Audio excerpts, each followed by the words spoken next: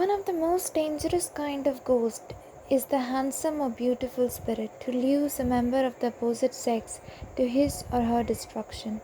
One might argue whether such a creature really are incubi and succubi or just ordinary ghosts with a grudge against the opposite sex. Whatever their origin, they are especially insidious. But then those who seek comeliness above all other attributes ought to be wary of the result, no matter what plane the object of their affection dwells on. The story is Phantom Woman.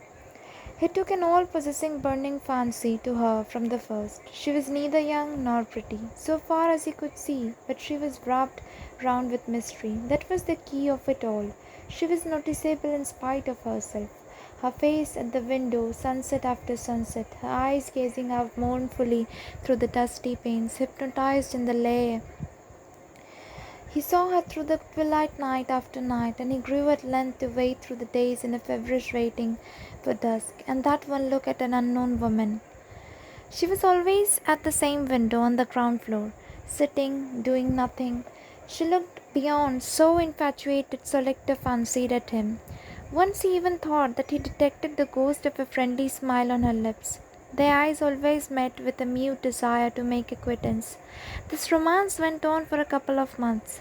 Gilbert Dent assured himself that nothing in his life can possibly remain stationary, and he cudgelled his brain for a respectable manner of introducing himself to his idol. He had hardly arrived at this point when he received a shock. There came an evening when she was not at the window. Next morning he walked down Wood Lane on his way to the office. He always went by train, but he felt a strong disinclination to go through another day without a sight of her. His heart began to beat like a schoolgirl's as he drew near the house. If she should be at the window, he was almost disposed to take his courage in his hand and call on her, and yes, even tell her in a quick burst that she had mysteriously become all the world to him. He could see nothing ridiculous in this course. The possibility of her being married or having family ties of any sort had simply never occurred to him. However, she was not at the window. What was more, there was a sinister silence, a sort of breathlessness about the whole place. It was a very hot morning in late August. He looked a long time, but no face or no movement stirred in the house. He went his way, walking like a man who has been heavily knocked on his brow and sees stars still. The afternoon he left the office early, and in less than an hour stood at the gate again. The window was blank.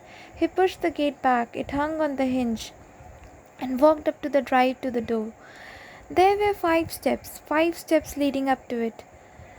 At the foot, he wheeled aside sharply to the window. He had a sick dread of looking through the small panes. Why he could not have told. When at last he found courage to look, he saw that there was a small round table set just under the window, a work table to all appearance. One of those things with lots of little compartments all around and a lid in the middle, which shut over a well like cavity for holding pieces of needlework. He remembered that his mother had one 30 years before. Round the edge of the table was gripped a small delicate hand. Gilbert Dent's eyes ran from this bloodless hand and slim wrist to his shoulder under a coarse stuff bodice to a rather wasted throat, which was bare and flung back.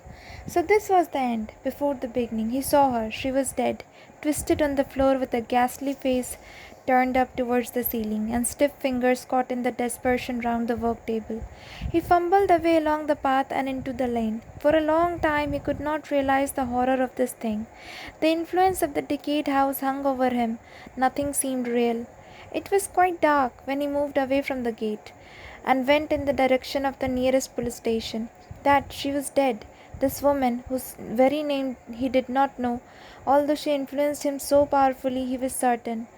One look at the face would have told anyone that that she was murdered. He more than suspected. There had been no blood about. There had been no mark on the long bare throat, and yet the word rushed in his ears, murder. Later he went back with the police officer. They broke into the house and entered the room. It was in utter darkness, of course, by now. Dent, his fingers trembling, struck a match. It flared round the walls and lighted them for a moment before he let it fall on the dusty floor. The policeman began to light his lantern and turned it solidly on the window. He had no reason for delay. He was eager to get to the bottom of the business. His professional zeal was whetted. This promised to be a mystery with a spice in it. He turned the light full on the window. He gave a strange choked cry, half of rage, half of apprehension. Then he went up to Gilbert Dent, who, who stood in the middle of the room with his hands before his eyes, and took his shoulder and shook it none too gently. "There ain't anybody," he said. Dent looked widely at the window. The recess was empty except for the work table. The woman was gone. They searched the house. They minutely inspected the garden. Everything was normal. Everything told the same mournful tale of desertion, of death, of long empty years. But they found no woman, no trace of one. "This house," said the policeman, looking suspiciously into the lawyer's face, "has been empty for longer than I can remember. Nobody will live in it. They do say something about foul play a good many years ago. I don't know about that. All I do know is that the landlord can't get it off his hands." It was doubtful if Gilbert Dent heard one word of what the man was saying. He was too stunned to do anything but creep home. When he was allowed to go, and he let himself stealthily into his own house with a latchkey, he was afraid even of himself. He did not go to bed that night. As for the mystery of the woman, the matter was allowed to drop. It ended officially. There was a shrug and a grin at the police station. The impression there was the lawyer had been drinking, that the dead woman in the empty room was a gruesome freak of his tipsy brain. A week or so later, Dent called on his brother, Ned, the one near relation he had. Ned was a doctor. Perhaps he was a shade more matter of fact than Gilbert. At all events, when the latter told his story of the house and the woman, he attributed the affair solely to liver. "You are overworked." The elder brother looked at the younger yellow face. "An experience of this nature is by no means uncommon. Haven't you heard of people having their pets books?" "But this was a real woman," he declared. Well, I was in love with her. I had made up my mind to marry her if I could." Ned gave him a keen, swift glance. "We will go to Brighton tomorrow," he said, with quiet decision. "As for your work, everything must be put aside. You have run completely down. You ought to have been taken in hand before." They went to Brighton, and it really seemed as if Ned was right, and that the woman at the window had been merely a nervous creation. It seemed so, that is, for nearly 3 weeks, and then the climax came. It was in the twilight. She had always been part of it, that Gilbert Dent saw her again, the woman that he had found lying dead. They were walking, the two brothers, along the cliffs. The wind was blowing in their faces. The sea was booming beneath the cliff. Ned had just said it was about time they turned back to the hotel and had some dinner, when Gilbert, with a cry, leapt forward to the very edge of the flat grass path on which they were strolling. The movement was so sudden that his brother barely caught him in time. They struggled and swayed on the very edge of the cliff for a second. Gilbert, possessed by some sudden frenzy, seemed resolved to go over, but the other at last dragged him backward, and they rolled over together to the close, thick turf. At this point, Gilbert opened his eyes and tried to get on his feet. "Better?" asked his brother cheerfully, holding out a helping hand. "Strange. The sea has that effect on some people. Didn't think that you were one of them." "What effect?" "Vertigo, my dear fellow." "Ned," said the other solemnly, "I saw her. It is not worth your while to try to account for anything. I have been inclined to think that you were right. The tree, the woman at the window, was a fancy that I had fallen in love with, a creation of my own brain. But I saw her again tonight. You must have seen her yourself. She was within a couple of feet of you. Why did you not try to save her? It was nothing short of murder to let her go over like that. I did my best." "You certainly did, to kill us both," said Ned grimly. Gilbert gave him a wild look. After luncheon, Ned persuaded him to rest, watched him fall asleep, and then went out.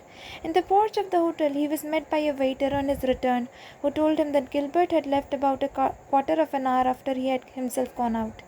Directly he heard this, he feared the worst, having, as is usual in such cases, a very hazy idea of what the worst might be.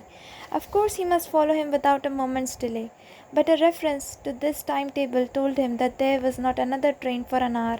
That was slow. It was already getting dusk when he arrived there. He felt certain that Gilbert would go there. He got to the end of the lane and walked up to it, slowly examining every house. There would be no difficulty in recognizing the one he wanted. Gilbert had described it in detail more than once. He stood outside the loosely hanging gate at last and stared through the darkness at the shabby stucco front and rank garden. He went down a flight steps of the back door and finding it unfastened stepped into a stone passage. It was one of the problems of the place that he should have avoided the main entrance door with a half admitted dread, and that, only half admitting still, he was afraid to mount the long flight of stone stairs leading from the servants' quarters. However, he pulled himself together and went up to the room. It was quite dark inside. He heard something scuttle across the floor. He felt the grit and dust of years under his feet. He struck a match, just as Gilbert had done, and looked first at the recess in which the window was built. The match flared around the room for a moment and gave him a flash picture of his surroundings. He saw the stripes of gaudy paper moving almost imperceptibly, like tentacles of some sea monsters from the wall. He saw a creature, it looked like a rat, scurry across the floor from the window to the great mantelpiece of hard marbles.